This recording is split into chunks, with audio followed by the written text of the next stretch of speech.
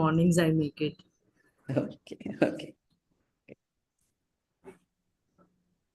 No issues.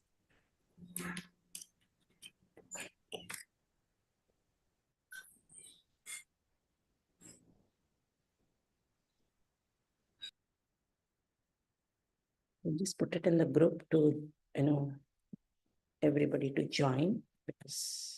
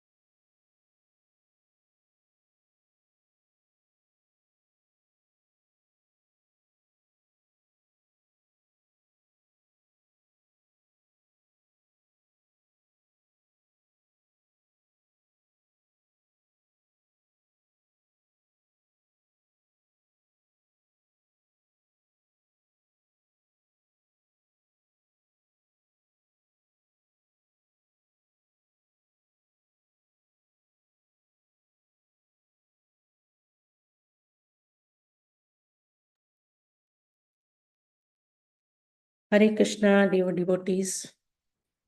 Welcome you all. Hare Krishna Mataji, Dandavat Pranam. Hare Krishna Mataji. Dandat pranams. Anybody would like to do kirtan for just 5 minutes, as the speaker is already waiting, so that others can join?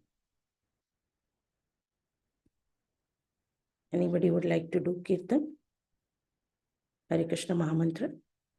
Hare Krishna Mataji. Should I do Radha Madhav or Hare Krishna Mahamantra? Okay, you can do Radha Madhav also, no problem. Hare Krishna. Just let me know when I have to stop, Mataji. Okay, so indication will be, I'll just put on my camera. I will not disturb you. Yes, Mataji. Sure, Mataji. Thank you so much. Hare Krishna. Hare Krishna.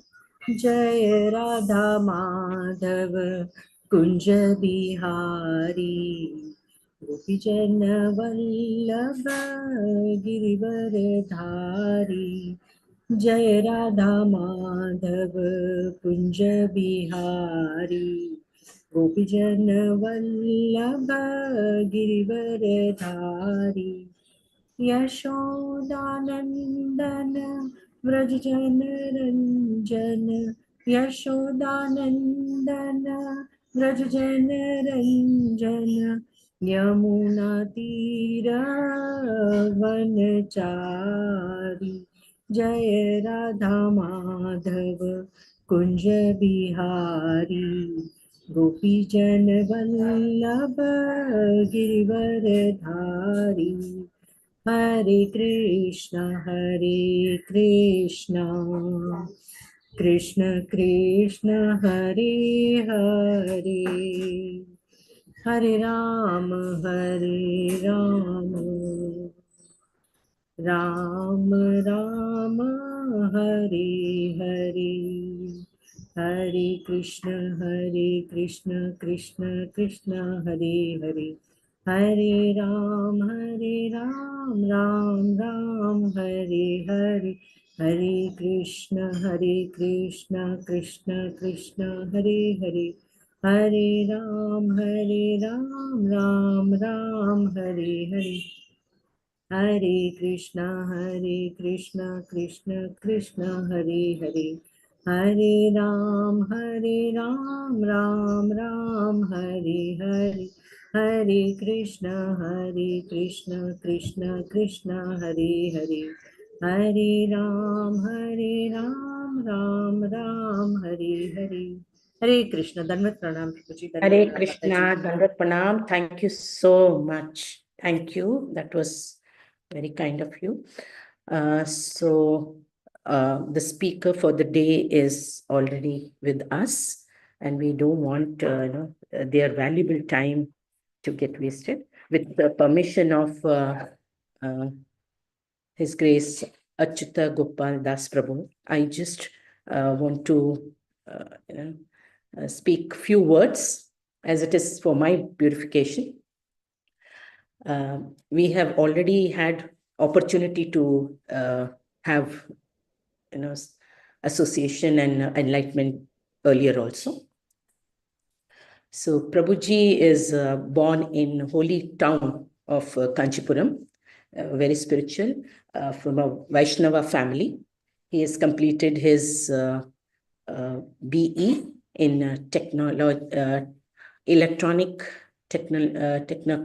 communication from Goa College of Engineering. He has worked as a lecturer in a government college for a few years before deciding to dedicate his life as a monk in ISKCON. And that journey started from 2006, and he's been helping for the inner fulfillment of the masses. He has been in ISKCON Goa right from his infant stage till date, and he has been in this movement with these centers all across Goa. Prabhuji has a very unique way of preaching.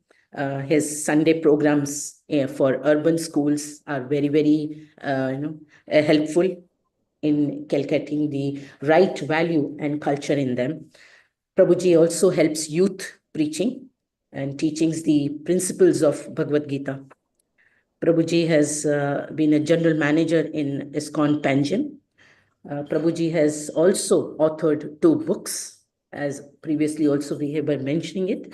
He loves to study scriptures, apply in his own life, and present it in a systematic and a scientific style to make it easily digestible and relevant to the modern audience of today.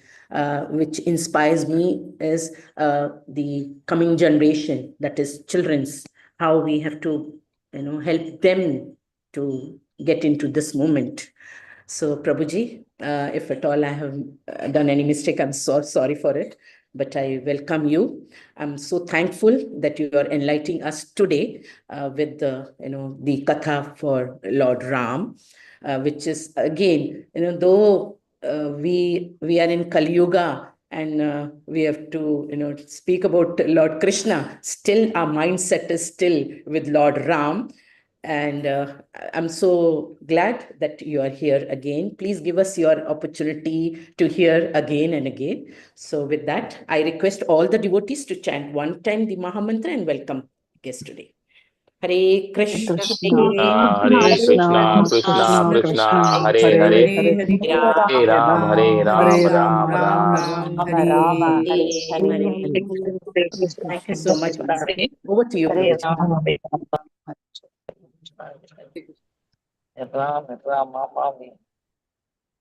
ओम अज्ञानस्य ज्ञानाञ्जनशलाकया चक्षुरुन्मिलितं येन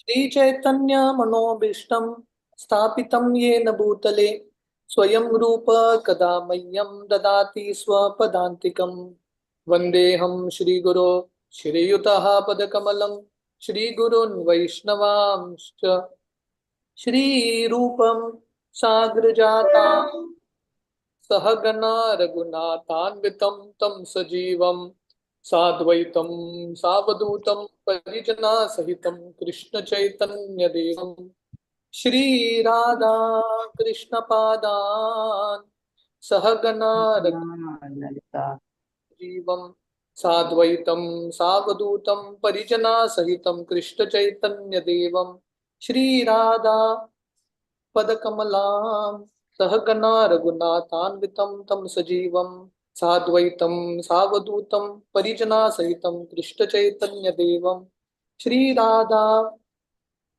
सहगना ललिता श्री विशाखान्वितंश्च नमो ओं विष्णुपादाय कृष्णप्रेष्ठाय भूतले श्रीमते भक्तिवेदांत स्वामीति नामिने नमस्ते सरस्वती देवे गौरवाणी प्रचारिणे निर्विशेष शून्यवादी पाश्चात्य देश तारिणे वंचाकल्पतरुभ्यश्च कृपा सिन्धुभ्यैव च पतितानां पावनेभ्यो वैष्णवेभ्यो नमो नमः। जय श्री कृष्ण चैतन्य प्रभु नित्यानंद श्री अद्वैत गदाधर श्रीवासादि गौर भक्त वृंदा। हरे कृष्णा कृष्णा कृष्णा हरे हरे, हरे Ram Ram Ram Hare Hare. Hare Krishna. So very happy to be here once again. Inner Consciousness Forum, meeting all the full devotees here. So very grateful for this opportunity to serve all of you all.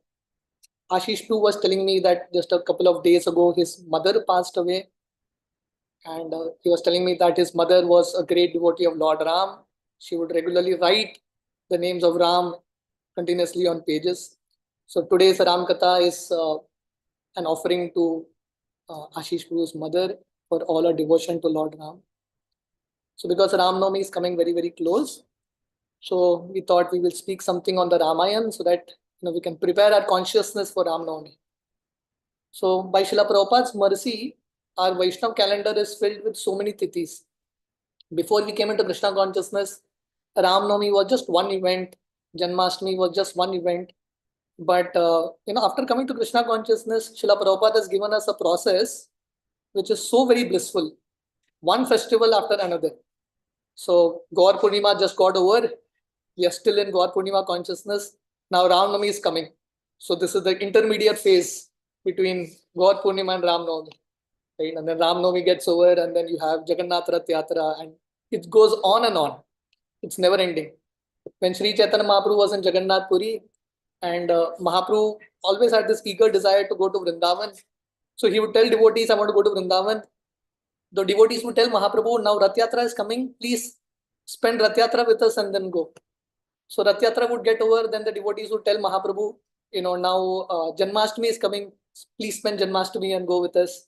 So Mahaprabhu would wait for Janmashtami, and then the devotees would say, now Dashara is coming, please wait. And after Dashara, the devotees would say, now Kartik is coming, you have to wait with us.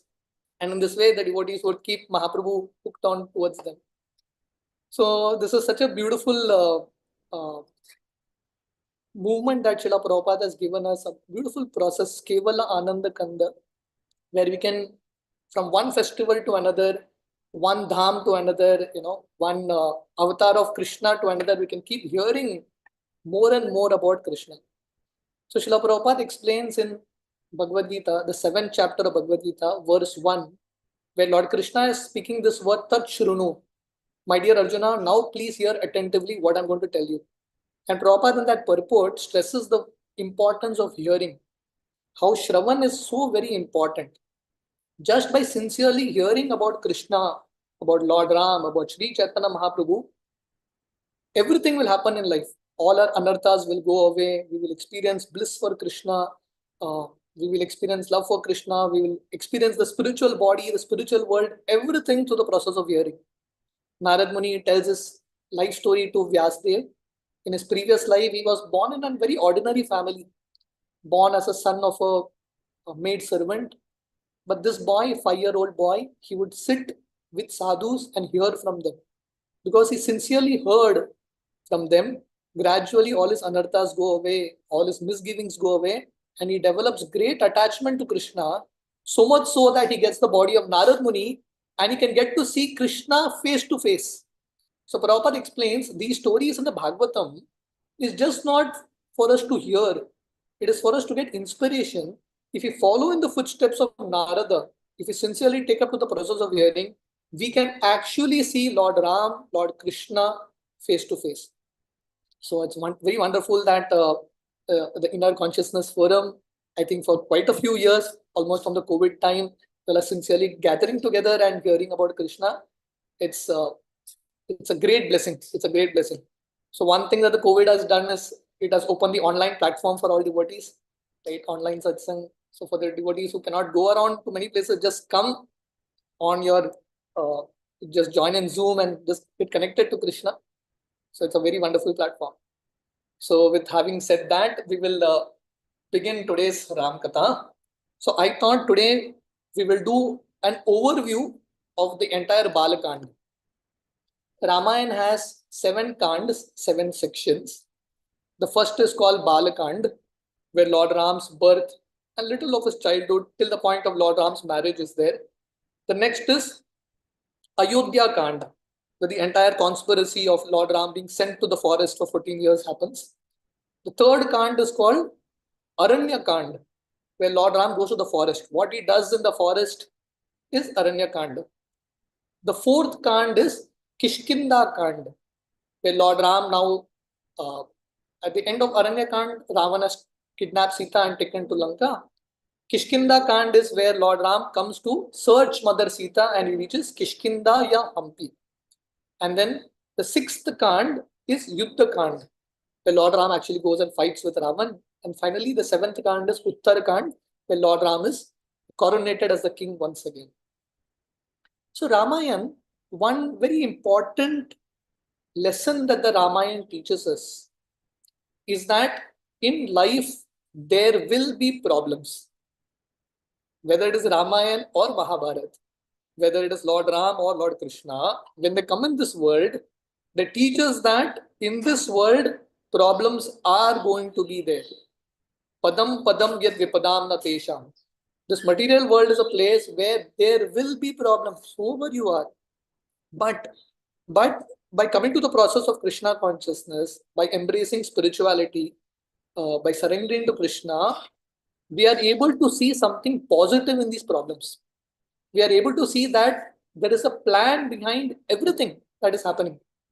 Right? So therefore, when Kaikai enters in Ramayana, the word Yadrichaya is used. Yadrichaya means some divine plan that has been there. So because Manthara entered and she poisoned Kaikai, the result was Lord Ram could go to the forest, meet with so many friends, Vibhishan, Sugriv, so many personalities, and he could kill Ravan. So the central teaching that the Ramayana teaches us is that there will be problems, there will be turns and twists in life. Life will never go in a straight line. But we need to have faith that whatever is happening for our good. Especially a devotee of Krishna. Once we have surrendered to Krishna, even when difficulties come, we need to understand that these difficulties are chosen by Krishna for us so that we can actually make a lot of advancement. We can rapidly advance. So we will try to see an overview or summary of the first Kand, which is the Balakand. So the Balakand or the Ramayana begins with Valmiki Muni, who is the author of Ramayana. So Valmiki Muni was actually a dacoit, a Ratnakar, but just by chanting the name of Lord Ram, by the mercy of Narada, he became Valmiki, who is the author of Ramayana. So this is a very, very important principle. Whoever we are, however fallen we are, when we come in touch with great devotees, when we come in touch with the process of bhakti, we can actually become purified. So Valmiki one time, he had this question, who is the greatest personality in this world? That time Narad Muni comes to the ashram of Valmiki and Valmiki Muni is asking Narad Muni, please my dear Narada, tell me who is the greatest hero. Everyone in this world is looking for a hero or role model. But the heroes in this world are actually not heroes, they are zeros. Because in time, everyone becomes a zero, literally. Everyone is forgotten. We have in history, what is history? Srila Prabhupada explains, history is names of people who have come and gone. That's it. At the end, whatever they have done, what remains is just names in history. No one actually remembers them. So we have many, many heroes in this world, but no one is literally a hero. So Valmiki Muni has this question, who is the greatest hero? Whether it is Ramayana, whether it is Bhagavad Gita, whether it is Bhagavatam, it all begins with a question. Ramayana begins with a question of Valmiki. Bhagavatam begins with a question of Parikshit. Bhagavad Gita begins with a question of Arjuna. So this kind of question answer is very, very important. Srila Prabhupada explains in the first canto of Bhagavatam, where Shaunakadi Rishi are asking questions to Suta Goswami in the first chapter of the first canto. Prabhupada explains these type of question answers are actually beneficial. In this world, people ask so many questions and answers, but none of these question answers can actually touch our heart. So Valmiki Muni has this very important question. Who is the greatest hero whom we should be worshipping? The urge to worship is there in everyone, but we don't know whom to worship. So Narad Muni at that time, he tells Valmiki Muni, at this particular time in history, this was Treta Yuga, when Valmiki Muni is asking this question, Narad Muni says there is only one personality who has all the qualities that is needed by a hero. So Narad Muni says there's only one personality who's powerful, grateful, truthful, determined, compassionate, good looking, everything, all the virtuous qualities, only one personality has, that is Lord Ram. So Narad Muni is very clearly telling Valmiki Muni that if you are looking for a perfect person, there is only one person who can fit into that. That is Krishna or Lord Ram. The Supreme Lord is the most perfect. We are looking for perfect people in this world. We are looking for perfect things because that is the heart's desire. But we are looking for it in imperfect people. So no one can actually satisfy our hearts. They may look perfect, but no one has perfection. Everyone has some incompletion or the other. So in this way, Narad Muni tells Valmiki Muni, it is only Lord Ram who is completely perfect. So Narad Muni leaves and goes. So at that time, it is explained, Valmiki Muni, along with his disciple Bharadwaj, he goes to Ganga to take his bath, Tamasa Nadi. He goes there to take his bath, and he sees two birds, a male and a female crouch bird, enjoying with each other. And as Valmiki is looking at the scene, suddenly a hunter shoots an arrow and hits the heart of the male croucher bird, and the male croucher bird dies. And the female croucher bird was so attached, she is crying and crying. Valmiki, looking at this, see, a sadhu, a saint, is one who cannot tolerate the suffering of others. When he sees people suffering, he's actually very, very pained. Srila Prabhupada one time was in America, and Prabhupada was seeing people standing in line to catch a bus. And Prabhupada had tears in his eyes. Prabhupada is thinking, see how people are suffering in this world. Many times we don't understand that we are suffering. We are so used to suffering, we don't understand we are suffering. Indra one time became a pig because of some aparadh that he did. He became a pig. And Brahma comes and tells Indra, please come, your post is vacant. Indra in the body of a pig is telling Brahmaji, I am very, very happy here. I have a pig family and I have a very nice place to enjoy. So this is the problem in this world. Even though we are suffering, we start adjusting ourselves to our suffering. So when Valmiki Muni saw this male bird die and the female bird wither in pain, Valmiki from his mouth, he uttered a curse. Generally, sadhus don't utter a curse, especially great sadhus like Valmiki Muni, who are great devotees of the Lord. But Valmiki uttered a curse. Instantly, there was a reaction that he uttered a curse, reactive response. And this curse was in the form of a beautiful shloka, which happens to be the first shloka of Ramayana. So here, there are a few very important things that we need to understand and learn. The first principle is that in this world, the more you're attached to someone, when you lose that person, you're going to cry. Krishna says in the Bhagavad Gita, Yehi samparsha ja bhoga dukkha yona evate adiyantavanta kaunteya nateshu ramate buddha. Lord Krishna says that the more we are attached to the people in this world, the things in this world, when that person or when that thing is taken away from you, it is going to lead to a lot of pain. In the Bhagavatam, you have the story of Chitraketu Maharaj. Chitraketu, he had a son. He actually didn't have any children, but he was very desperate that he wanted a son. So the same Narada, who's here inspiring Valmiki, the same Narada comes to Chitraketu and tells him, "Okay, you'll have a son, but your son will be called Harsha Shoka. You please name your son Harsha Shoka." So Chitraketu says, "Okay, no problem. I'll name the son anything, but you give me a son." So Chitraketu has a son, and he names him Harsha Shoka. Very soon, the son dies. And when the son dies, the same Chitraketu, who was very, very happy in gaining the son, he became miserable. So everything in this world has a name called Harsha Shoka. Whatever the names are of people in this world, whatever the names are of the things of this world, there is one name that we cannot see, but it's there everywhere. Everything in this world is called Harsha Shoka. Because the same thing that can give you happiness will also give you misery.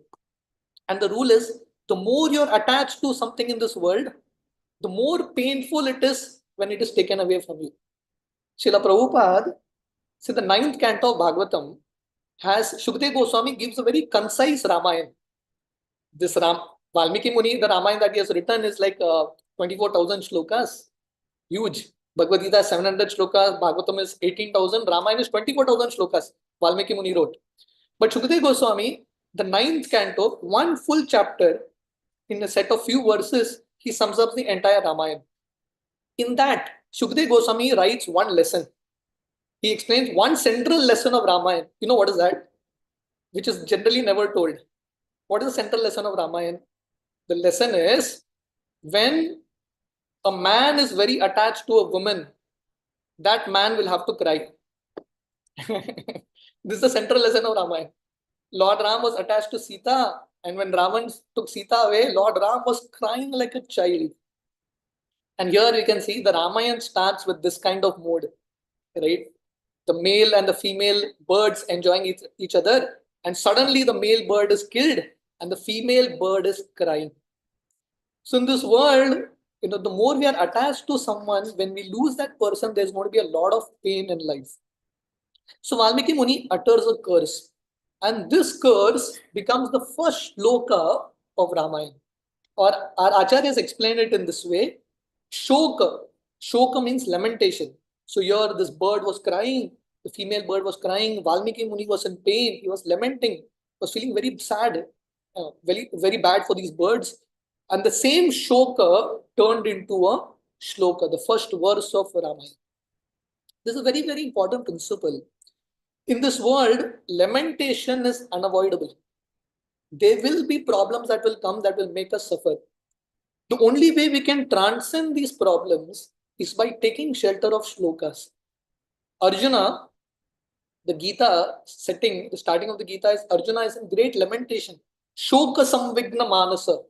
The Bhagavad Gita first chapter ends with Arjuna filled with so much lamentation that Arjuna puts his Gandiva bow and his arrows and says, I'm not going to fight. The same Arjuna, after hearing the shlokas of Bhagavad Gita, Arjuna becomes very confident and his shoka goes away. So in all our lives, we will have lot of reasons to cry, lot of problems in life. But when we take shelter of shlokas, when we hear Bhagavad Gita, Bhagavatam, Ramayana, all these books, slowly the shoka will go and we'll experience a lot of bliss in life. So Valmiki Muni uttered this curse, and he was thinking, why did I utter this curse? Repeatedly, this curse was playing again and again in his mind. So that time Brahmaji comes to him, and Brahmaji tells Valmiki Muni that curse that you uttered, I inspired you in that curse. Because that curse was in the form of a beautiful shloka, and Brahmaji tells him, I want you to write the entire Ramayana in that same meter, the same style of shloka. So in that same chanda, Valmiki Muni writes the entire Ramayana. And something interesting is, Valmiki Muni writes the entire Ramayana, but he has never seen Ramayana. Just by the orders of Brahmaji, he sits there to meditate and he can see the entire Ramayana playing in front of him, and he writes the entire Ramayana. So this is another very important point. Valmiki wrote Ramayana when Lord Ram was there, but it's not that he witnessed every pastime. What he gained inspiration from his guru, based on that, he wrote. Two very important books of Mahaprabhu's pastimes, Chaitanya Charitamrita, Chaitanya Bhagavat. None of these authors actually saw all of Mahaprabhu's pastimes. Chaitanya Charitamrita, written by Krishnadas Kaviraj Goswami, literally he never saw Mahaprabhu face to face. He never saw Mahaprabhu. He never saw Nityananda face to face. He saw Nityananda in a dream, but he never saw Lord Nityananda and Lord Gauranga face to face. But because the instruction was given to him, he wrote. He wrote it. When Raghunath Das Goswami, who saw Mahaprabhu's pastimes, was narrating Mahaprabhu's Leela in Radha Kund, Rishidas Kaviraj Goswami would go there, he would hear very attentively from Raghunath Das. Based on that, he wrote. So this is a very, very important lesson, that the way we can actually understand these pastimes is by hearing from the right source. When we hear from the right source, follow instructions, automatically it comes. Yesterday I was telling this pastime in one of a great acharyas in our parampara is Jagannath Das Babaji Maharaj. So Jagannath Das Babaji Maharaj, one time he had a servant called Bihari Das, who was an illiterate. So Jagannath Das Babaji Maharaj tells him, please read Chaitanya Charitamrita to me. I want to hear the shlokas. So Bihari Das was telling Babaji Maharaj, I am an illiterate. How can I read? I don't know to read. Babaji Maharaj told him, try reading it. And he actually started to read letter by letter, and he could read all the verses. And every day he would recite hours and hours of Chaitanya Charitamrita, Chaitanya Bhagavat to Jagannath Das Babaji. So this is a very important principle. Mukam karoti vachalam pangum langayate girim yat kripaha tamaham vande Shri Guru Dinatarinam. If you have faith in Guru, just follow the instructions of Guru, automatically things will get revealed to you. Srila Prabhupada, spiritual master Bhaktisiddhanta Saraswati told Srila Prabhupada, you write books. Prabhupada took that as an order, and Prabhupada just tried. And whenever he would sit to write, so much inspiration would automatically flow. In Bhagavatam first canto, you have Narad Muni inspiring Vyasadeva to write Bhagavatam. In the same way, just like Valmiki Muni sitting on the bank of Tamasa river, meditating, and you can see the entire Ramayana. After getting instructions from Narad Muni, Vyasadeva switched to meditate on the bank of Saraswati, and he can actually see Krishna personally. He could witness the entire story of Krishna, and he writes the Bhagavatam. So Valmiki Muni writes the entire Ramayana, and he's written the whole book now. He's so happy. But a devotee is just not happy writing a book.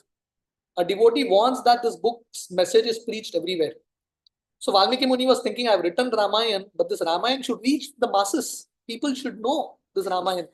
So Valmiki Muni taught Ramayana to Love and Kush. Because right at that time, Sita Maiya had given birth to Love and Kush, and they were growing up in the ashram of Valmiki Muni. So Valmiki Muni taught the entire Ramayana to Love and Kush. And Love and Kush learned the entire Ramayana. And Valmiki told them, go out and preach this message of Ramayana everywhere. So this mood of preaching is there right from Treta Yuga. Right from Satya Yuga, this mood of preaching is there. Right? So this is the mood. Love and Kush, literally the children of Lord Ram, what they were doing? They were going village to village and reciting Ramayana. So this, this mission of spreading this message of the Lord, whether it is Ram Katha, Krishna Katha, whether it is Bhagavad Gita, it is such an important aspect. Even the children of Lord Ram have done it. Even Lord Krishna comes and teaches Bhagavad Gita. And the same Krishna, when he comes as Chaitanya Mahaprabhu, it is explained that Mahaprabhu, along with his associates, they would go village to village and preach this message. So Love and Kush, when they were going around the entire land of India, reciting Ramayana everywhere, they come to Ayodhya also. And in the marketplace in Ayodhya, they're just reciting Ramayana. Lord Ram at this point doesn't know that Love and Kush are his children. So Lord Ram comes to know that these two children are reciting Ramayana. When children, this is the beauty of inspiring children to preach. Right? When an elderly person gives a class, it's inspirational. But when a small child speaks something, it is very, very inspirational. So people just get attracted to children so much. So Love and Kush was so beautiful, and they were reciting Ramayana in such a beautiful way with so much emotions in it. So Ramayana is filled with Karuna Ras. Ramayana is a book where you can experience so many different varieties of emotions. Human beings become rich when there is emotions. And Ramayana is a book that is filled with so much deep emotions. What does genuine relationships mean? So when Love and Kush were reciting the entire Ramayana like this, Lord Ram invited Love and Kush into his palace and told Love and Kush, you please recite Ramayana here. So this is the first time Ramayana was recited in front of Lord Ram. And who's reciting it? The children of Lord Ram are reciting it. Unique experience, right? Children of Lord Ram reciting Ramayana, Lord Ram hearing Ramayana with all the devotees, all his associates. So the Ramayana explains, when Lord Ram was engrossed in hearing, he was sitting on a raised platform on a throne. He was engrossed so much in hearing. Lord Ram gets down from that throne and sits along with the other people and starts to enjoy hearing of Ramayana. So what is the lesson? The lesson is Ram Katha, Krishna Katha, the pastimes of the Lord is so attractive that it can literally pull the Lord towards you. When we sincerely chant the names of Krishna, wherever there is sincere discussion of the Lord going on, the Lord actually descends there. So Krishna Katha, the pastimes of the Lord are so attractive that it can attract even the Lord. Even the Lord gets attracted. Therefore, the avatar of Sri Chaitanya Mahaprabhu, same Lord Krishna comes as Sri Chaitanya Mahaprabhu because he was so much attracted to his own pastimes. The pastimes of the Lord are so attractive that the Lord also gets attracted to it. Right? So this is the beauty of Ram Katha. So Love and Kush begin the story of Ramayana by explaining that how one time in this great kingdom of Koshala was the capital city called Ayodhya. And in this capital city, the kings of the solar dynasty were ruling, Ikshvaku dynasty. And among all of them, there was a king called Dasharath Maharaj. I remember in my childhood, my grandmother would always tell us this pastimes of Ramayana. And every time a narration would begin like this. One time there was a kingdom called Ayodhya, and there was a great king called Dasharath. And as children, I still remember every time she would begin that story, we would just sit up and hear so attentively. Krishna Katha, Ram Katha is so beautiful that you can keep repeating it again and again, then there's so much nectar in it. Things in this world, if there is a Bollywood, Hollywood song, you can hear it once, twice. But these pastimes are so nice. The same thing you can keep hearing again and again because you'll find newer and newer nectar in it. So the word Ayodhya, what does the word Ayodhya mean? Ayodhya basically means unconquerable, that which cannot be conquered with Yuddha. So it has two meanings. One is Ayodhya as a city was so powerful, the kings of Ayodhya were so powerful that no external enemy could actually conquer Ayodhya. It was the most protected and the most powerful city. But Ayodhya is called Ayodhya for another reason. The reason is because no internal enemies could affect anyone in Ayodhya. We may have facilities to protect ourselves from external enemies, but it is also important that we have protection to protect our hearts, our consciousness from internal enemies. And what are these internal enemies? Lust, anger, pride, greed, envy, illusion. So the place of Ayodhya was so special that everyone was a pure devotee of the Lord. There was no demon there, no demonic person there at all. So this was an ideal city. Hare Krishna.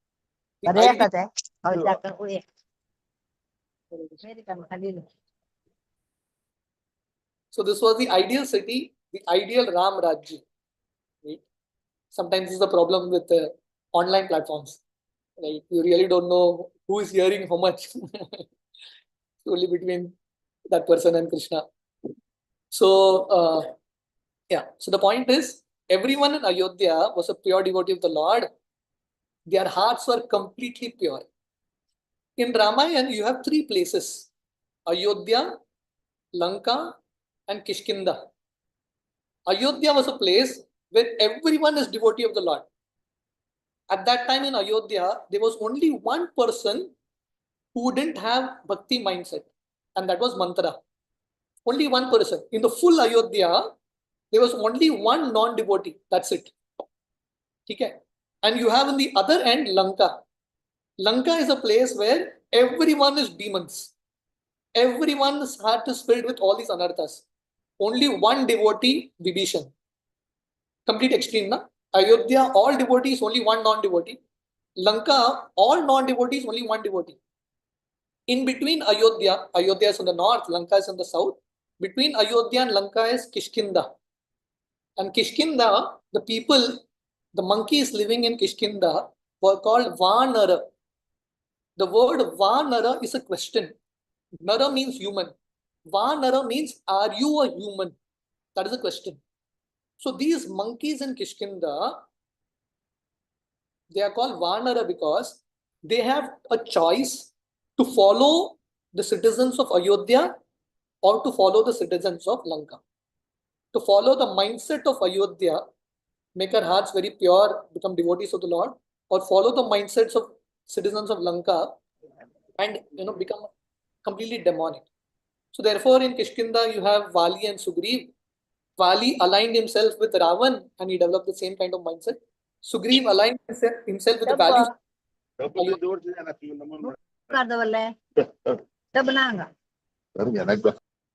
Hare Krishna Divya Desai Mataji. So sorry, Prabhu. I've just mute them. Sorry. They are elderly, I think. Sorry.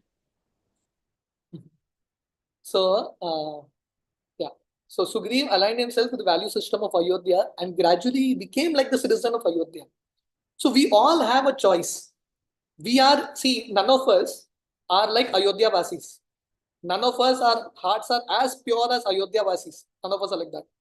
None of us are as demoniac as Lanka Vasis. I mean, definitely we shouldn't feel that way also. We shouldn't get too depressed. So we are all in between. We are all Kishkinda Vasis now. We have two choices. Whether we want to be a Lanka Vasi or whether we want to be an Ayodhya Vasi.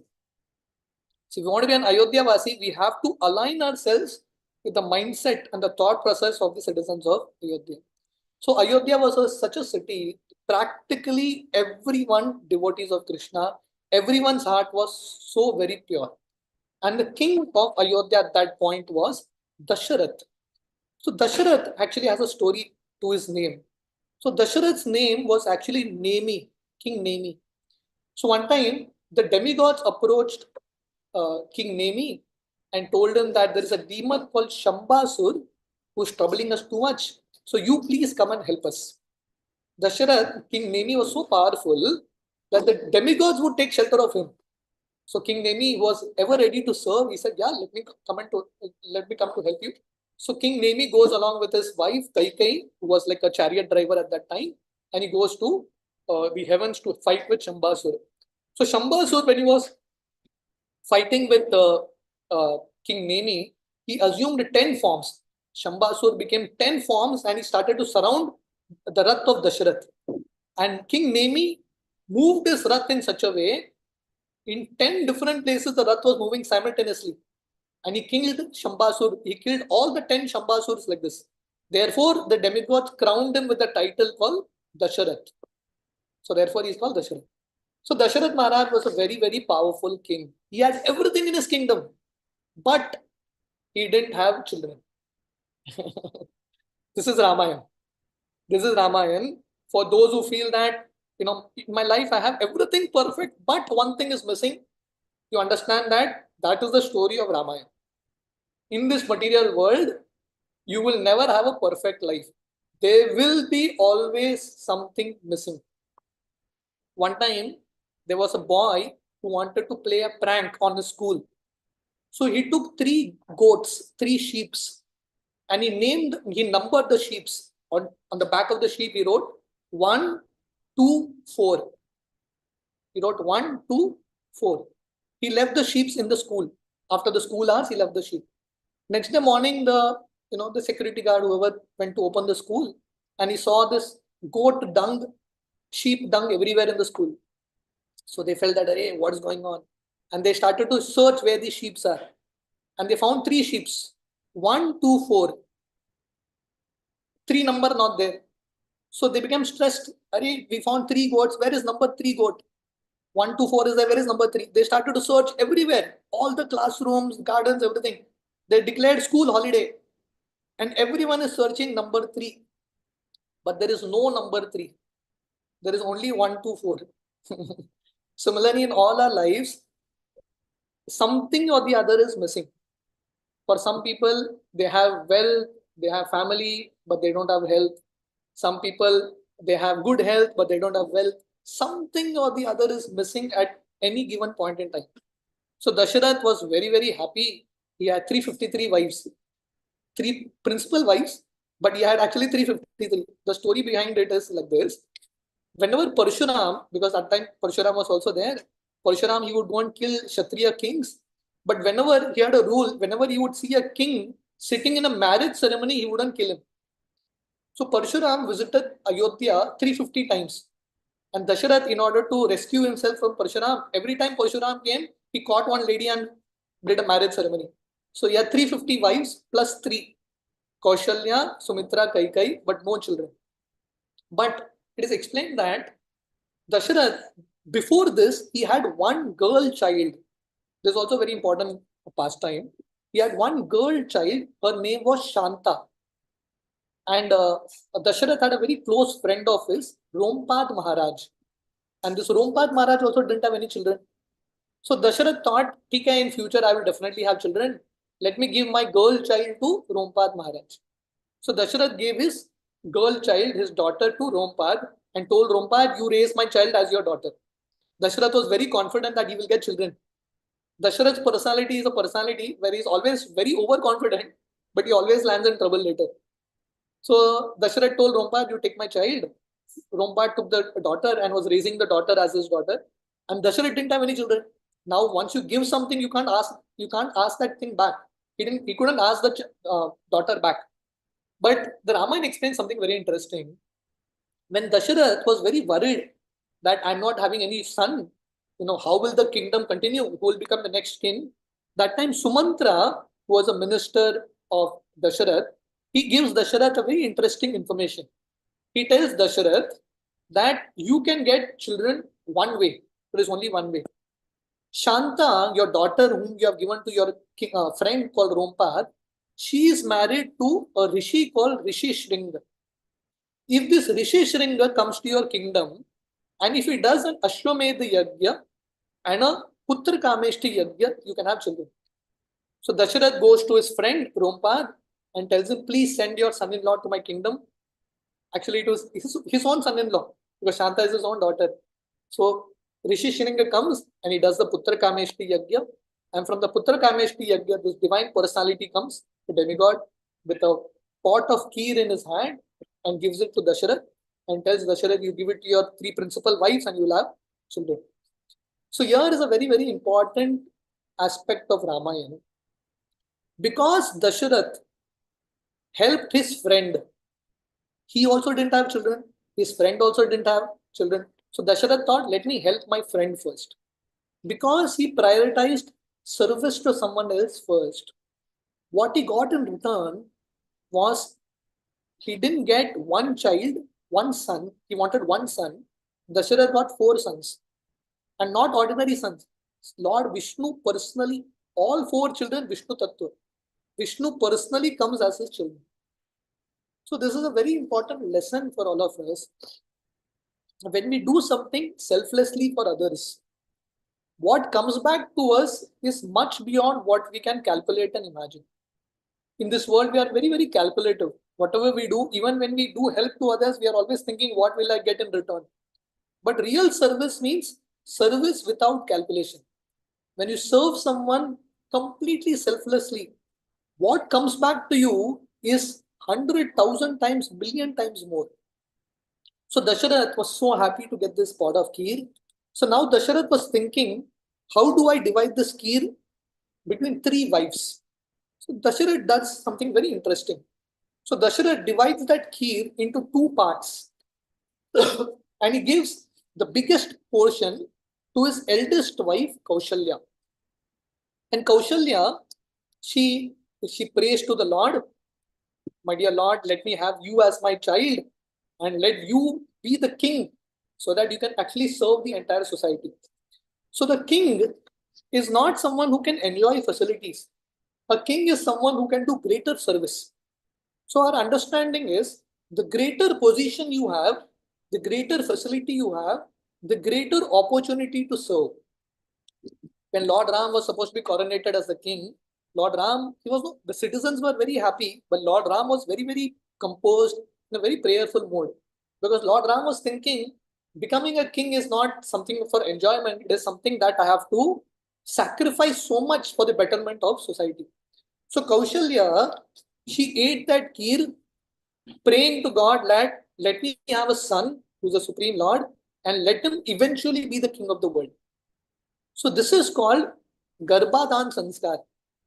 Garbhadan Sanskar, Srila Prabhupada explains is, what consciousness, what prayer the mother and father has, the children becomes the manifestation of that prayer. Like Bhaktivinoda Thakur, he sincerely wanted a son who can actually push on this mission of Krishna consciousness. By the prayer of Bhaktivinoda Thakur, Bhaktisiddhanta Saraswati Thakur was born. So similarly, prayers, what prayers we have, sincere prayers, is what actually manifests in life. So Kaushalya had a sincere prayer that let me have a son who can eventually be the king of the world, who can serve the citizens. So Dasharath had divided the kheer into half. The first half he gave it to Kaushalya. Now there was half of a kheer left. So that half he divided into two portions again. What was left, half of the kheer he divided into two, which literally meant 1/4. So 1/4 he gave it to Sumitra, the major 1/4. Now what was left was again 1/4. He divides that 1/4 again into two parts. That means now it becomes 1/8. He has 2 of 1/8. So what he does, 1/8 part he gives it to Kaikai, and Kaikai immediately eats it. And because she ate it, she gets the next son called Bharat. Right? And Sumitra, when Dasharath had given 1/4 of the kheer to Sumitra, Sumitra didn't eat it. Kaushalya and Kaikai immediately eat it. Sumitra has that kheer in hand. So now that 1/8 which is remaining, Dasharath was thinking whom to give to. Should I give it to Kaushalya? Should I give it to Kaikai? Should I give it to Sumitra? Dasharath gives it to Sumitra again. Because Sumitra had such a beautiful mood that she wanted children who would be servants of the other two children. Kaushalya wanted a child who would be the king. Kaikai ate that kheer, because Kaikai, she wanted a son who would have very divine qualities like that, and Kaikai ate it, would bring great fame to the family. So that was her mood. And Bharat actually brought a lot of fame to the family. But Sumitra, her mood was, I want a child who will be servants of these two children. So therefore, Sumitra is called Shri Lekha. Shri Lekha means this is the spirit of cooperation and non-enviousness. And this was the opulence of Sumitra. And people like Sumitra or children of Sumitra actually create bonding within the family. So the principle is simple. If everyone becomes a leader, who will be a follower? So being a follower is also a service. If everyone wants to lead, who will follow? So following is also a service. Cooperating is also a service. Being non-envious is a service.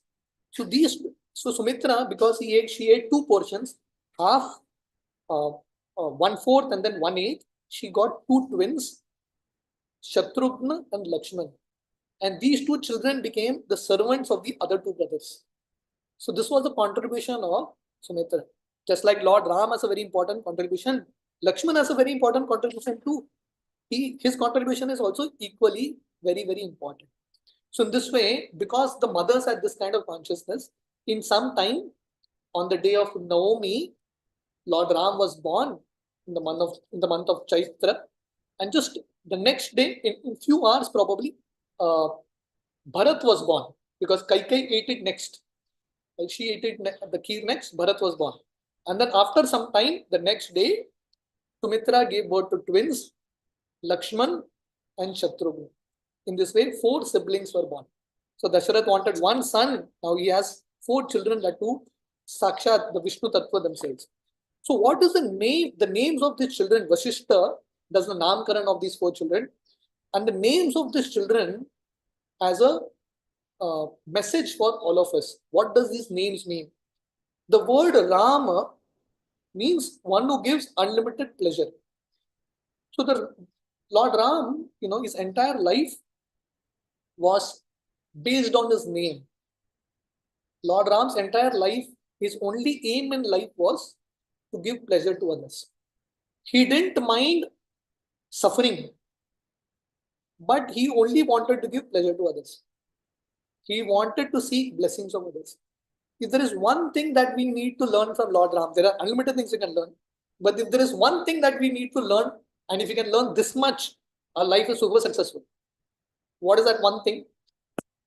This one thing is, we have to live life in such a way, the art of living, trying to give pleasure to others, trying to serve others, and not trying to give sadness to others. If there is this one thing that we can do in our life is successful.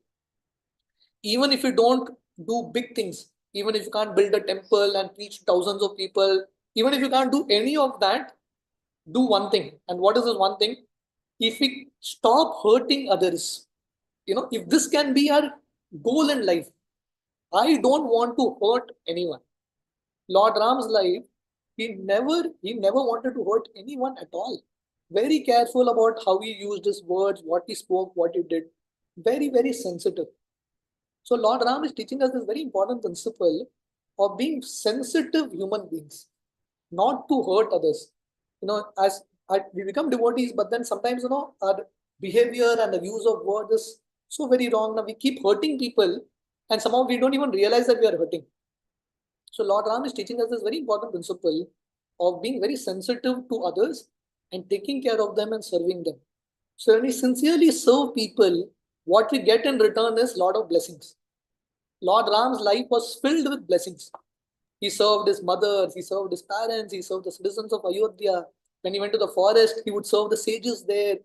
He would practically serve everyone without thinking about what I will get in return. He served Sugriva, he served Vibhishan. He did all this without thinking of what I will get in return. So this was what Lord Ram's name, extols, this principle of service, the principle of giving pleasure to others. Exactly opposite to the name of Ram is the name Ravan.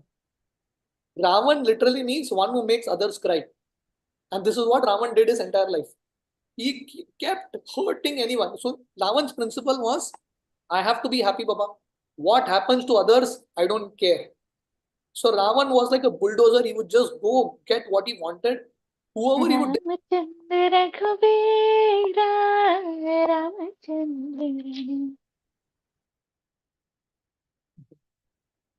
So he never really cared for anyone.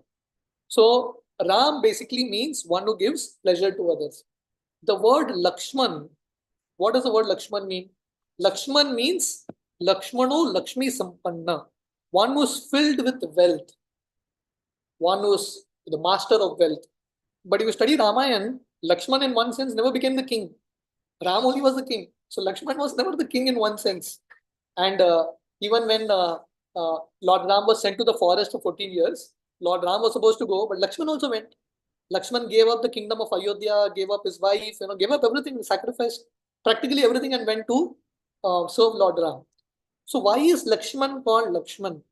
So Lakshman is showing all of us that real wealth is the opportunity to serve. This is real wealth. And this is a wealth that no one can take it away from you. If you have a lot of wealth in your house, now there is always insecurity. You are always scared, when someone come and take it, what will happen? Will the bank crash and so many things. But if you have wealth of service, the best part is no one wants to grab it. People will tell, Baba, you take a lot of service. I don't want service. So this is a wealth. People don't see it as a wealth. But Lakshman's life was filled with so much wealth. 14 years when Lakshman was in the forest, it is explained that Lakshman, in the full day, he would serve Lord Ram. And in the night also, he would keep serving Lord Ram, protecting Lord Ram and Sita, becoming like a security guard, literally. So Lakshman, this entire life, he gained a lot of wealth of service. So Lakshman is teaching us that real wealth in life is service to Lord. The word Bharata means one who is ready to take responsibility. Bhar means responsibility, a burden of love in the service of the Lord. Bharat also wanted to be with Lord Ram. When Lord Ram was sent to the forest for 14 years, Bharat goes to Chitrakoot and tells Lord Ram, I will stay with you. Lord Ram says, no, I have to stay in the forest. Your service is you go and serve the kingdom of Ayodhya. Lakshman did Vapu Seva. He served the physical body of Lord Ram. Bharat did Vani Seva. He served the instruction of Lord Ram. So in one sense, serving the instruction is all the more difficult. Everyone wants to be with the Lord, with the Guru, but following the instruction is something that is very, very important. So Bharat shows us this principle of taking responsibility for the Lord, taking some kind of burden in the mission of the Guru and the Acharyas. So in all our lives, as we keep progressing in Krishna consciousness, it is also very important that we take up certain responsibilities. We take up certain things that can actually help in the service of the Lord. And Bharat had such a beautiful mood. All the 14 years when Lord Ram was in exile, Bharat also lived a life like that. Even though he was taking care of the kingdom of Ayodhya, Bharat never stayed in the kingdom. Outside of Ayodhya was a village called Nandigram. Bharat would stay there. And just like Lord Ram had matted hair, he was wearing, forest dress. Bharat also was doing the same thing. And every day he would eat. What was the food that Bharat ate for 14 years? He didn't eat all the luxurious food of Ayodhya. The only thing Bharat ate was barley soaked in cow urine. This was the only thing Bharat ate for all of 14 years. But he served Ayodhya in such a way, 14 years later when Lord Ram came back to Ayodhya, the treasury of Ayodhya had increased 10-20 times more. So Bharat took responsibility to grow the wealth of Ayodhya, to serve the Lord, but he didn't enjoy the facilities that came along with that responsibility, along with that position. So Bharat shows us this principle of taking some responsibility, some burden in pushing on the mission of the Lord, some burden that can reduce the anxiety of our acharyas and anxiety of Krishna. So the Guru, all our acharyas, Srila Prabhupada, the only anxiety that they have is they want more and more people to take up the process of Krishna consciousness. So if we can share this responsibility, share this vision with them, then we are actually following the footsteps of Bharat.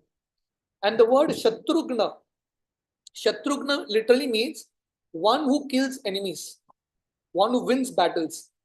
But if you study Ramayana, in the whole life of Shatrugna killed only one demon called Lavanasur. That too towards the end. This is the only demon he killed. But why is his name called Shatrugna? Because you know what was the enemy of Shatrugna? Shatrugna means one who kills, one who tries to deal with his enemy. The enemy of Shatrugna was his temptation to serve Lord Ram. Shatrugna also wanted to serve Lord Ram. But Shatrugna controlled the temptation and he served Bharat instead. So everyone wants to be in direct service to God, but Shatrugna is showing us that service to a devotee of God is more valuable than service to God. Lord Krishna tells Arjuna that my one who calls himself my devotee is actually not my devotee. One who is the devotee of my devotee is actually my devotee. So Shatrugna is teaching us this very important principle that what is most important is greater than service to the Lord is service to the devotee of the Lord. So these are the four names of these four children. The Acharyas also explained to us that these four children represent four basic aims that the humans have. Dharma, Artha, Kama, Moksha. Lord Ram represents Dharma. Lakshman represents Artha, wealth. Bharat represents Moksha. And Shatrugna represents Kama. So generally in this world, people use Artha, money, for sense gratification. But here Ram and Lakshman would always be together. What does it mean? It means that Artha, wealth, should always be used for Dharma. You use wealth for pushing on the mission in the service of the Lord. So therefore, Lakshman and Ram would always be together to show us this principle that Dharma, Artha should be used in the service of Dharma. And Bharat and Shatrugna would be together. Shatrugna represents Kama and Bharat represents Moksha. Kama means desires. So what kind of desires we should cultivate? Desires that can take us back to the spiritual world. This is the kind of desires we should cultivate. Right? So in this world, we have a lot of desires. Desires is what brings us to this world. But when we use that same desires in the service of the Lord, then we can actually grow in life. So in this way, these four children were named like this: Ram, Lakshman, Bharat, Shatrugna. And gradually these four children, they grow up in their childhood. The Ramayana, even though the first kand of Ramayana is called Balkand, but in the Balkand, you will hardly find any childhood pastimes of Lord Ram. Have we any time heard any Bal Leela of Lord Ram? There is nothing as any Bal Leela of Lord Ram. There is nothing much that Lord Ram did, because Lord Krishna is Leela Purushottam. Lord Krishna came to do a lot of pastimes, so the Bal Leela of Lord Krishna is elaborate. Lord Ram is Maryada Purushottam. he came to establish the right rule. So Lord Ram's Bal Leela is fast forwarded completely so that Lord Ram immediately becomes the king. That's where the main focus of Ramayana is. So the Bal Leela of Lord Ram, just in few shlokas, Valmiki Muni just goes through the entire Bal Leela of Lord Ram. But it's explained that in their childhood, they learned all this, all the Dhanur Vidya and all the lessons. So Lord Ram also, as a child, he was a perfect disciple. Lord Krishna, that he explains in the Bhagavad Gita, Tadvidhi pranipatena pariprashnena sevaya uddekshanti te jnanam jnaninas tattva darshina. That how one should be submissive to a guru. Lord Ram actually did. He was very submissive to Vashishta. He learned all his knowledge from Vashishta. And finally, when Vishwamitra comes in his life, Lord Ram also becomes very, very submissive to Vishwamitra. So so as I told you, the Bal Leela of Lord Ram is fast forwarded a lot. And immediately Lord Ram now is 16 years old. This is where the whole discussion starts. The whole Bal Leela is fast forwarded. So when Lord Ram is like 16 years old, Dasharath is called assembly of all his ministers. And the agenda of the assembly is, we have to get Ram married now. He's already a 16-year-old boy. We have to get Lord Ram married. And the whole discussion is going on, how we should get Lord Ram married, whom we should get them married to and all that. And right at that time, Vishwamitra enters. And everyone is in chaos, and Dasharath is thinking, Hare, when I was planning the marriage of Lord Ram, and this fellow has come as a disturbance. And Vishwamitra, he wanted Ram. He said, I have to fight with these three demons, Marita, Subahu, Tataka. Please give me your son Ram. And Dasharath was thinking, Ram, first of all, I have got Ram after years and years of tapasya and austerity. After so much weight, I have got this boy. I'm so attached to him. How can I give up Ram? He's just 16 years old. Dasharath is pleading at the feet of Vishwamitra and telling Vishwamitra, my son has never seen night. To fight with demons, you have to be awake in the night. My son is so delicate. As soon as the sun sets, his eyes closes. How will he fight with demons? He's not even fought any battle, simple battle also. Dasharath is telling Vishwamitra, I will come with you. And Dasharath, I fought with Shambhasur. I will come with my entire army. Don't worry, you relax out. But Vishwamitra is hell bent. He tells Dasharath, if you want to give me Ram, otherwise I'm going. So now Dasharath is in a catch. Doesn't know what to do. At that time, Vashishta comes and tells Dasharath, understand that Vishwamitra is come for your own good and for the good of Ram. So Vashishta is educating Dasharath Maharaj. And Vashishta tells Dasharath, Vishwamitra is so powerful, he can single-handedly kill all these demons. But he wants to give credit to Ram, and Vishwamitra, through all his years, he has learned so many celestial missiles. He has knowledge of so many celestial astras. He will give all this to Ram. So Vashishta educates Dasharath and tells him, giving Ram to Vishwamitra will be the best thing that you can do for your son. Please allow Ram to go. It will be a great blessing in your life. In all our lives, whenever we plan something, like Dasharath was planning for the marriage of Ram, whenever we plan something in life, suddenly we have someone who comes unexpectedly. Suddenly some unexpected guest or unexpected situation that comes. Vashishta is a guru who doesn't change situations for us. Dasharath wanted Vashishta to convince Vishwamitra not to take Ram. Vashishta doesn't do that. Vashishta, being the guru, he helps Dasharath understand the same situation in a different light. He helps Dasharath make him understand that Vishwamitra is not your enemy, is your friend. Many times now, whenever we see someone who comes in between our plans, we label them friend, enemy, we do all this. But Vashishta tells him, we have to learn to see every situation, every person who comes in our life, whatever he comes to do, is actually our well-wisher. Every situation is our well-wisher, which is taking us closer to our goal in life. So as I told you in the beginning, Ramayana is a book filled with turns and twists. Lot of turns and twists. Right? So here Dasharath is planning for the marriage of Ram, and Vishwamitra comes and takes Ram away. Later on, Dasharath, at the start of Ayodhya Kand, Dasharath is planning for coronation of Lord Ram, making Lord Ram the king. And that time Manthara comes, Kaikai comes and sends Ram to the forest for 15 years. So Ramayana teaches us that life is not going to be in a straight line. There is going to be turns and twists. But the Ramayana also teaches us that every turn and twist in life has a reason behind it. So Vishwamitra, who Dasharath thought was an enemy, the same Vishwamitra became the one through whom Lord Ram learned so many divine missiles. He got understanding of so many celestial weapons, which he wouldn't have got sitting in Ayodhya. Being in Ayodhya is one level of schooling, but when the children actually go out, so this is a very important parenting lesson also. Parents generally want their children to have one level of schooling, just being go to school, come back. But real education happens on the ground, on the field.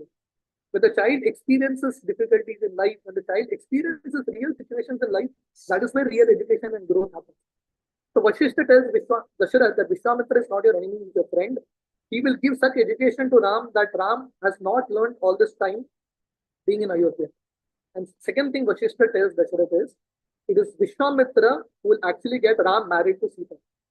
See, if Dasharath didn't give Ram to Vishwamitra, then probably Dasharath would have figured out some little marriage for Ram. But because Vishwamitra came, Vishwamitra not only got Ram married to Sita, but he got Sita's sister Urmila married to Lakshman. And Sita's two cousin sister, Shutakirti and Mandavi, married to Bharat and Shatrughan. So this is a very, very important principle. Whenever turn and twist come in life, we have to have faith. We have to have trust in God's plan that something better is going to unfold. If we have this faith, we will actually see something better unfolding in our life. So I'll stop at this point. Hare Krishna, Prabhuji. Thank you so very much. It was a feast to our ears, and definitely we are going to get benefit out of it. And we are going to add on to our devotional practice also. Prabhuji, if anybody has any query or question, will you allow them to ask? Let me just charge my thoughts. Okay. Meanwhile, dear devotees, so if at all you have any doubt or any question, we can take some time and we can ask. So please be ready with questions or doubts if you have.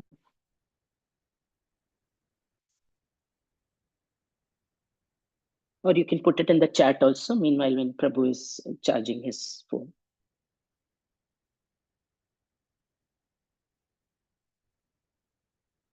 I'll just change my location a minute, but by the time no issues. No issues.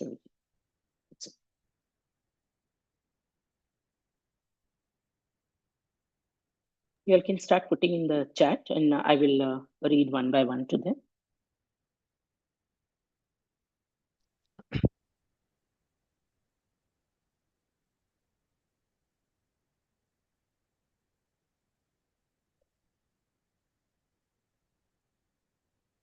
Hare Krishna.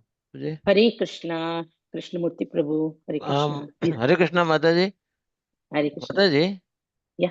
Prabhuji is hearing. Prabhu will join again because he has. Okay. Yeah. Okay, I think Mataji. he's here, but yeah. So you have a question, Prabhu? I have to ask. No, not question. Okay. But I have to share my realizations. Okay. I will keep you in the list. Okay. Sarika Mataji, you've raised your hand. It's about the question. Sarika Mataji. Hare Krishna Mataji. Yes, Mataji. Okay. So, yeah. okay. No problem. I think, yes, Prabhu is here. Prabhuji, you okay to take some questions? Yeah. So, first of all, Krishnamurti Prabhu wants to share something. Yes, Krishnamurti Prabhu, please. Hare Krishna Prabhuji, pranams Prabhuji. Prabhuji, I am not well versed in English. As far as knowledge, I will talk to you, Prabhuji. Prabhuji, after hearing this class, the qualities of four sons, Rama, Lakshmana, Bharat and Shatrugna, really the qualities they have developed. And then after hearing this, really my tears will fall.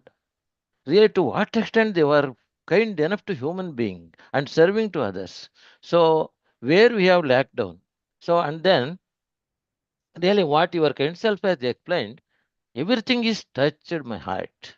I am grateful to you, Prabhuji. This is an opportunity for you to praise because the Rama, giving explanation to that particular Ramayana by this is a great, great achievement. Supreme Lord has blessed you, Prabhuji, to touch all of the human beings' hearts.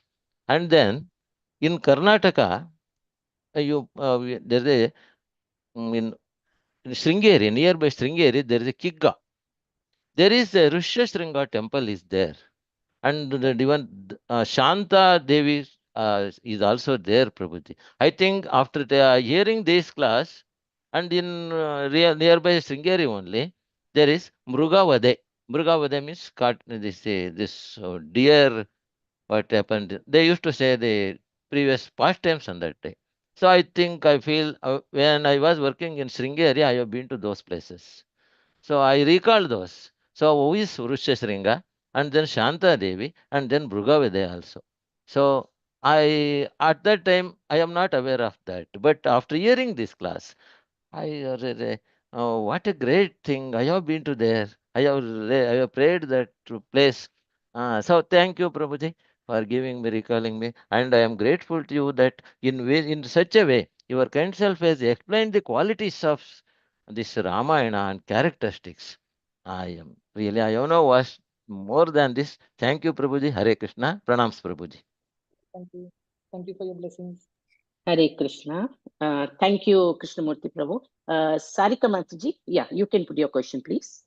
Hare Krishna Prabhuji, thank you for the wonderful class. There were so many insights that we got from your class. The main point that you mentioned is that from Ram Katha, we learned that we should always try and give pleasure to people and not hurt people. Now, as a mother and as a working professional, there are many times when we have to discipline the children or give corrective feedback to our juniors. And there are nicer ways to tell people how to improve upon themselves. But invariably, in today's world, if we correct children or people and tell them what to do, which we think is in their interest, they are hurt and they don't like us for it. So I would like your opinion, Prabhuji. How can we, do what is right? And sometimes, especially when we see they are going in the wrong path, we have to say the, harsh words to make sure that they come to the right path. So we are unable to give pleasure all the time. Hare Krishna, Prabhuji. Yeah, a very good question. Thank you for that.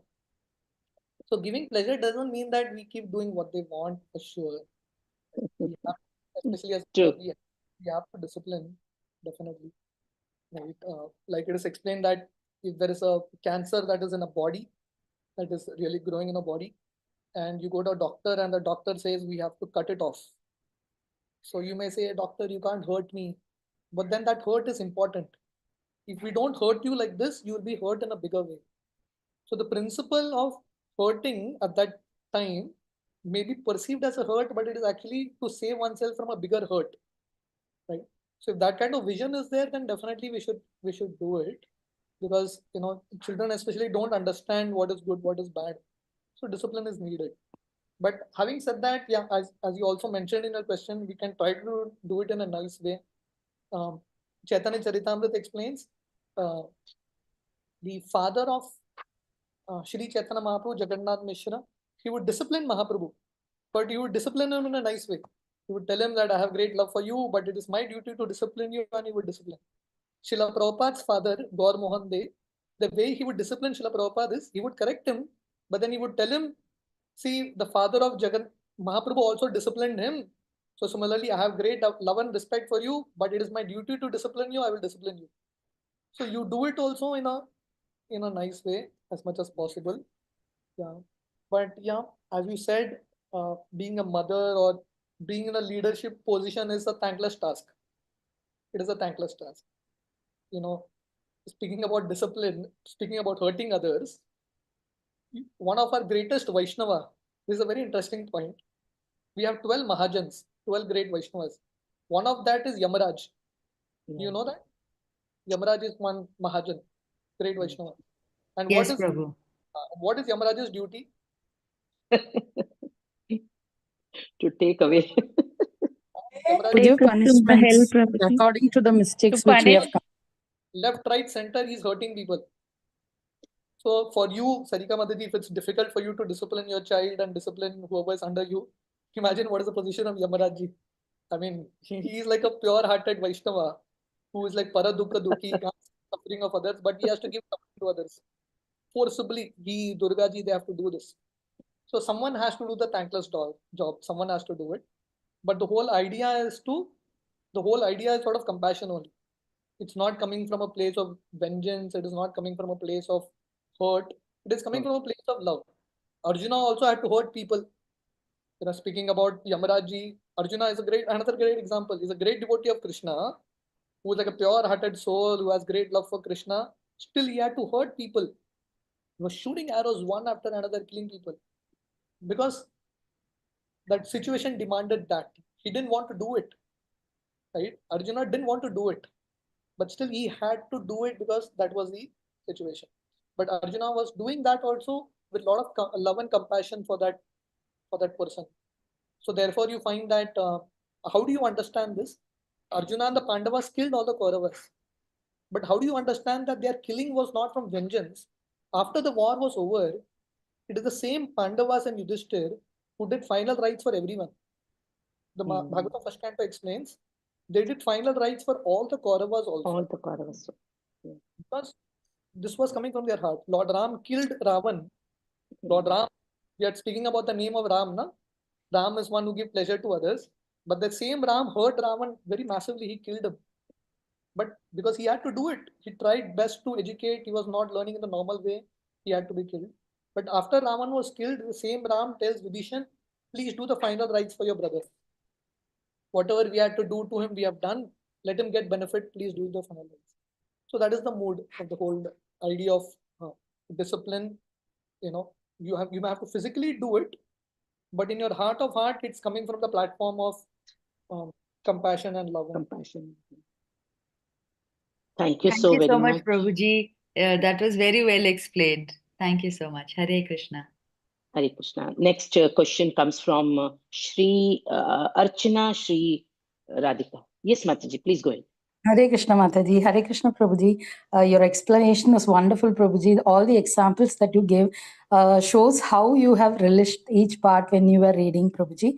And today, in today's explanation, I learned many things new about character of Sumitra, and the three places you explained very well. That is the devotion, full of devotion, but one was the non-devotee, and Sri Lanka was full of non-devotees, but one devotee. All this was actually, everything is these stories we hear from different speakers, but the way you explained actually gave more life to this story, Prabhuji. It was very nice listening to the story. Listening to the class.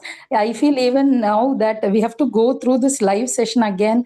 I have to go to the YouTube recording and listen again and again. It was very nice, Prabhuji. Very beautiful explanation. And each and every character shows us, even now we feel we are doing some help to somebody. What are we going to get? What benefit are we going to get? Only they may say thank you. That's it. That is what is our feel. Even if somebody is going to help from our home, even we feel that time, why is my husband going and helping like this? Like that, we feel like that, Prabhuji. But now I understood how when we are helping selflessly, Dashrath got 4 kids, and how Ram was helping self. All these explanations are super, Prabhuji. Thank you so much, Prabhuji. Hare Krishna, Prabhuji. You added more good qualities which we have to practice in our life, Prabhuji. Thank you so much. Hare Krishna, Prabhuji. Hare Krishna. Thank you, Mataji, for that. Next question comes from Divya Gop Mataji. Divya Gop Mataji, please go ahead. Hare Krishna Prabhu, wonderful explanation like Ada Mataji said. Prabhu, there are many books related to Valmiki Ramayana. If you can suggest a few of the books where, we really can feel the nectar of this, read it in the right way and right mood. Shubhu Vilas Prabhu, you have heard of Shubhu Vilas Prabhu? No, Prabhu, Radha maybe you Gopinath. can give it to me. Just give it to me, the name and... The name is Ramayana, the Game of Life series. There are 6 books to it. Okay. Plus, one of our devotees in ISKCON, from It's the other Shubh Vilas, right, Prabhu? Shubha Vilas, yes. He's done the entire Ramayana. He studied all the Ramayans, Valmiki Ramayana, Kamba Ramayana, Tulsi Ramayana, and all that. And he's put all that together in the form of storyline and a lot of lessons. So what I was speaking today was most of it is from Shubhalas books only. So if you can just read these books nicely now, you'll get a full hold of the storyline also, and more than the storyline, the lessons for all of us. Right, Prabhu. Thank you so much, Prabhu. I really was so happy listening to this lecture that I started singing. I was the one who disturbed in the middle, so I'm extremely sorry for it. That disturbance is good. Thank you Hare so much, Krishna. Prabhu. Dandavat pranam. Hare Krishna. Hare Krishna. Thank you, dear devotees. So I feel there is no more questions that has come up. But Prabhuji, from Hare bottom of Krishna. my heart, I want to. Yes, anybody else? That Sorry, is- Mataji, I have Yes, Suma posted my Mataji. question in the chat. Mataji, shall I read it out, Mataji? Hare Krishna. Okay, I'll put it. You have put in the chat? Okay. Yes, Mataji. So, Prabhu, there is one question. It says, for a bhakta who is attached to hearing about Krishna Katha, should he separately endeavor to develop desire to hear about Rama Katha separately, as the principles of Ramayana are so good and different, which we all need? It's a must. We must apply and implement in our life. Yeah, Prabhu. Ram Katha. Yes. Yeah. More that you read, it is purification for us. Yeah. Yes. Mataji, I hope you got your reply. Yeah. Hare Krishna. I'm sorry, Mataji, Hare I could not hear anything. Hare Krishna, Okay. Prabhuji. You can definitely hear Ram Katha. You can definitely Yes. read Ramayana. Most Yes, welcome. Prabhuji. Hare Krishna. The principles, I mean, as a common man, the Lord Rama went through so much of difficulties. So it has lot of teachings, I feel, Prabhuji. Like, Yes. so, Okay. Hare Krishna. Thank you so much, Prabhuji. Dandavat pranam. Hare Krishna. So Thank you, I Mataji. don't find, thank you, no problem. I don't find any other questions here because we are holding him and they are 24/7 in the services. So, Prabhuji, from bottom of my heart, I want to thank you on behalf of ICF Forum, on behalf of Ashish Prabhu, and yes, for his mother, this dedication of your katha. Yes, it's really, really thankful. Prabhuji, with a request and a promise from you that please come and give us your association and the nectar, because fallen soul like me, every moment we want to purify ourselves, and especially the way that you said the children's, if they speak, yes, I agree to this, because when I take children's class and when I tell them, now you have to go and tell your parents, and yes, it works in a miracle way. And being here, Sugna Vrinda Devidasi with you, is also because of my elder son, because he would speak amazingly. So when my husband and we'll look at him, we'll say, "Ye Raz pichle janam ka hai." So because of him as a devotee, we could get to the lotus feet of our spiritual master. So yes, thank you very much once again, and keep inspiring us. And there are so many fallen souls that you're going to bring them together with your hard work and hardship.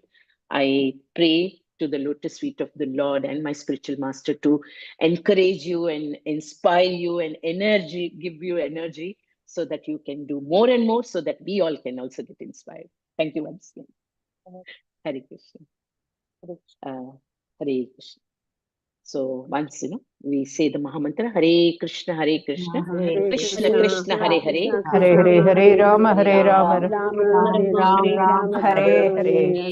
Hare Krishna. Thank you so much, Prabhu. Hare Thank Krishna. you, Prabhu. Dandavat pranam. Wonderful, wonderful class, Prabhu.